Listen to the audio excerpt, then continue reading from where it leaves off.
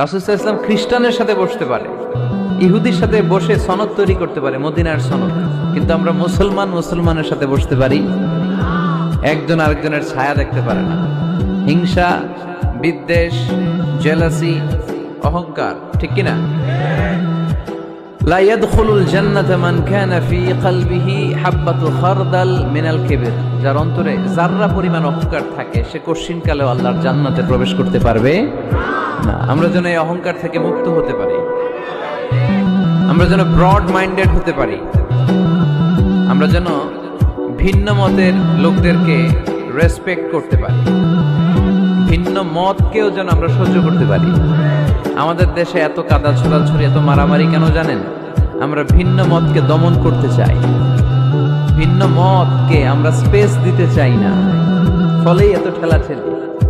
এজন্য মতামত বিভিন্ন থাকবে। This is the beauty of Islam.